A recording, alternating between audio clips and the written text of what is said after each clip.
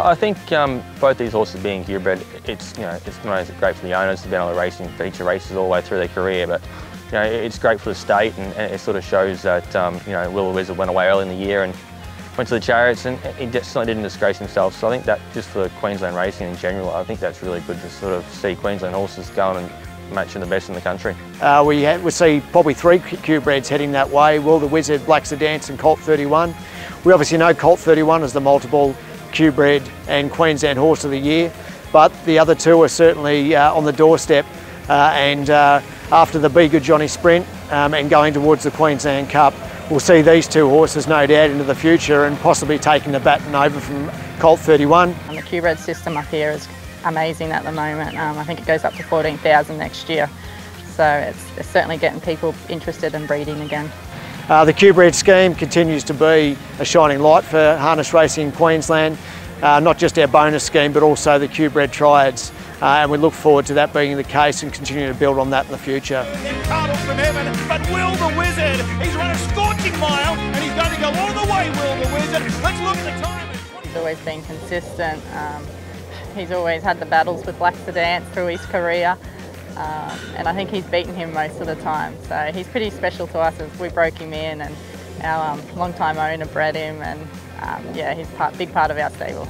Rate and weight tactics by McMullen. It's Blacksadance the favourite going into the back straight, and he's doing it very easily. He's been here since he's a yearling, so he's been here for 4 years now. So he's a very big part of our stable. He's one of the favourites. So Pete broke him in actually, so he's been here the same amount of time, and they've always been buddies together, always worked together when they were younger, and now they do battle as they're the same age through the races. It's still Blacksadance into the home straight. Obviously they were actually probably mates early on. They come at the same time. They got broken together, they worked up together. Everything was all done. Kid Montana, Blacksadance wanted it more, fought them all off. Yeah, they raced, they matched each other, quite a lot of times. I think Will the Wizard's come off better most of the times, but I think as time's progressing, Blacksadance is slowly sort of starting to probably turn that a little bit and get Will the Wizard back.